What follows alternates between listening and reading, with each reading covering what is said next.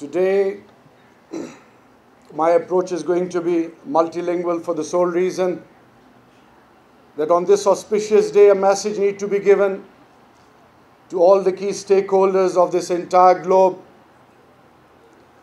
Yes, this day means a lot to the entire global community and especially to humanity as a whole. Yes, women plays a pivotal role for any individual or for any key stakeholder of this globe. Yes, women has got a huge responsibility, unfortunately, in this men-dominated society to prove their worth. And in the end, yes, they have been kept at arm's length. They were never given due importance of late. And now it is the time to realize not only their importance, but what we have witnessed today speaks in high volumes for their overall abilities and courage. They deserve not only our appreciation, but they have proved it to the entire country and all those who witness today that they are here not only just to survive, but they are here to compete at all levels. Hats off to their commitment. Ladies and gentlemen, when humanity suffers, who at the end of the day become the real victims? Those who value humanity are none other than only that women in the shape of a mother, in the shape of a wife, in the shape of a daughter, sister. All these relations have made humanity more meaningful. And any action against humans in any capacity ultimately haunts that particular fabric of our social system, which unfortunately is again bleeding, is again suffocated to the core, where humans have unfortunately never realized in that race of conventional weapons, non-conventional weapons, in a race of where might is right, where every key stakeholders one way or the other wants to dictate their terms, they unfortunately never ever realize that in that particular initiatives, they are themselves undermining humanity, and when they undermine humanity, who suffer? Again, women suffer the most. आज इस पाकिस्तान के नए पाकिस्तान के platform से हमने बहुत सारी examples और जो मेरे दिल में था, बहुत सारी बातें आईजीपी साहब ने आपके साथ शेयर कर ली। लेकिन आज वो कौन सी ऐसी वजह है कि विमेन डे तो हम मनाते हैं, माँ का रोल, बीवी का रोल, बेटी का रोल, बहन का रोल, औरत का रोल, उसको सब अंडरस्टैंड करते हैं, लेकिन उसके बावजूद हमारी सोसाइटी में औरत जात के साथ जो हो रहा है, उसमें कानून की पेचीदगियां, वो इरिटेंट्स, वो कौन सी ऐसी वजह है कि आज भी, यानी let me start it from my self. मेरी बेटी हरीम 13 साल की, when she wanted to participate at a global level, when she was invited by Yale University, she approached me and she said, Baba, am I allowed to participate? So I could see that fear in her eyes. आज क्यों कौम की बेटियां डरी हुई हैं? आज क्यों जब मेरे पास एक पीआरओ, एक बेटी आती है जिसने सीएसएस किया हुआ है, जहां पे 15-20 से ज्यादा मर्दों के बीच में वो बेटी और वो बहन जब उस वर्क उस एरिया में जब वो काम करती है, तो वो क्यों थोड़ी सी डरी और सहमी रहती है? आज क्यों मेरी बेटियां आज इस मर्दों के मुआशरे में, उनके जहनों में या उनकी ओवरऑल अप्रोच में कंफ्यूजन है? आज क्यों बेटी जब घर से निकलती है तो बाप, भाई या इवन माँ और बहन बड़ी वो भी कहती है कि बेटा एहतियात से. So what we need to do right now is, in this नया पाकिस्तान, the message is कि कौम की बेटियों और माओं की जब इज्जत होगी तो तब कौम बनेगी. And we have made it a point, no compromise on our women. इंशाल्लाह ये वो विजन जो honourable prime minister Imran Khan साहब का है. अंदाजा करें पर्दे के पीछे जो हो रहा है सब अच्छा नहीं है. लेट्स एक्सेप्ट एंड कन्फेस, पर्दे के पीछे जितना क्राइम होता है उसका सबसे ज्यादा असर औरतों पे पड़ता है. हम बेटी के, उर्दू में मैं इसलिए बात कर रहा हूं ताकि वो उन लोगों ने जिन्होंने मजहब को या अपनी मर्दानगी को या अपने पग और कराकोल और अपनी गैरत को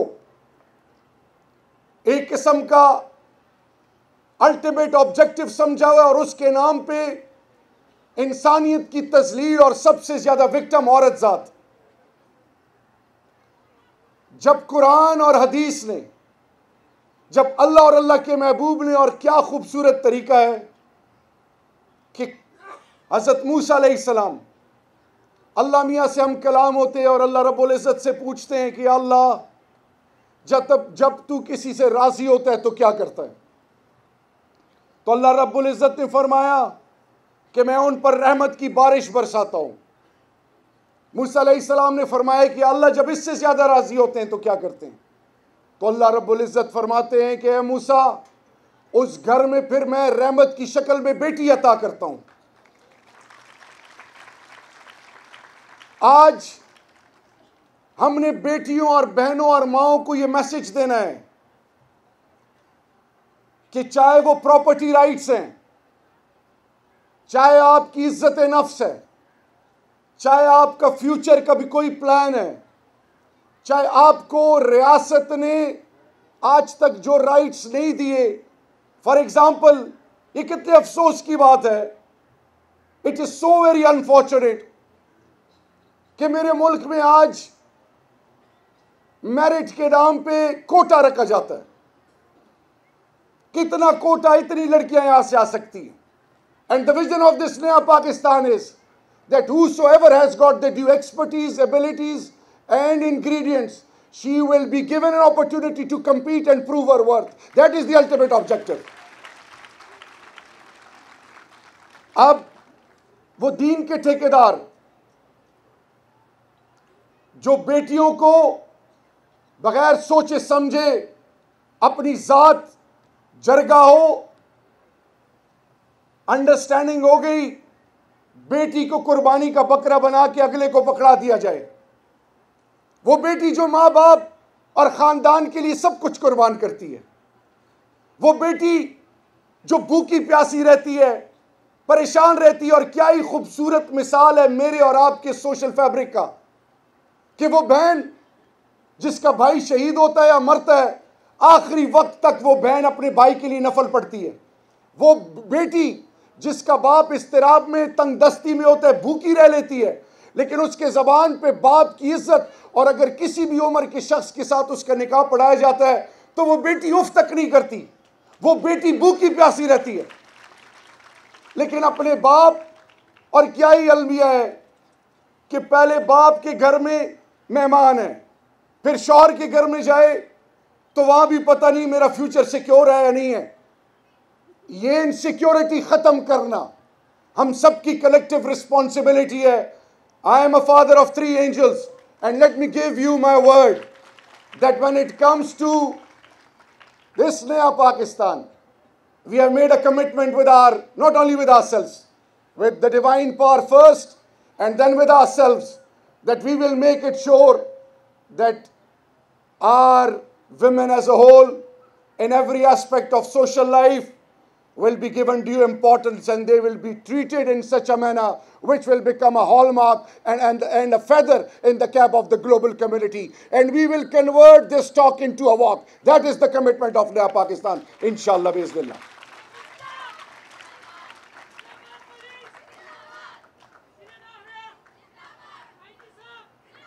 ऑन द लाइटर नोट मैं अपनी बहन से भी कह रहा था, हमारी कौम की एक बेटी और बहन ने जो स्किल्स दिखाए, तो अब शौहरों को बड़ा एहतियात से रहना पड़ेगा। They need to be extra cautious, they need to learn the due skills, otherwise they won't survive. क्योंकि इसका इम्पैक्ट यहाँ से गया और बिल्कुल वो फोटोग्राफर कोई 40-50 फुट दूर उस तक बात पहुंची। एक कमरे में जिसमें एक मियाँ बीवी रहते हैं, वो शायद इससे बहुत छोटा हो, तो शौहरों को सुन लेना चाहिए। दूसरी चीज़, आपसे एक रिक्वेस्ट है, सलाम है मेरी अपनी, I take her in all together different capacity, एक बड़ी बहन, एक इंस्पिरेशन, डॉक्टर फहमीदा मिर्ज़ा साहिबा। हमें क्यों भूल जाते हैं कि ऑक्युपाइड कश्मीर में पाकिस्तान अमन का दाई है, लेकिन ये ग्लोबल कम्युनिटी आज जो ऑक्सफैम या डिफरेंट प्लेटफॉर्म से अक्रॉस द ग्लोब जो वुमेन राइट्स के हवाले से या वुमेन डे के हवाले से इवेंट्स हो रहे हैं, वो जो माँ सिसक रही है, बेटी सिसक रही है, बहन सिसक रही है, चाहे वो ऑक्युपाइड कश्मीर में हो या दुनिया के किसी कोने में हो, उसकी आवाज़ हम क्यों नहीं बन रहे? Why we have become silent spectators who are going to raise the voice of those who are deprived and oppressed to the core?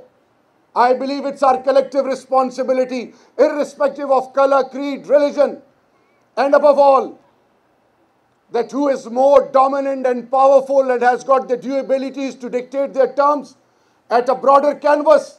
We need to come out of it. We need to trust and respect every human on the face of the earth. We need to value every human. If we start doing that, let me assure you, the whole globe will become more meaningful and women will start living a life which will be respected at all levels. So let's put our hands together and realize one thing, that now enough is enough. And let me put it that way, that let's hear the bell is ringing, calling us to the bright future.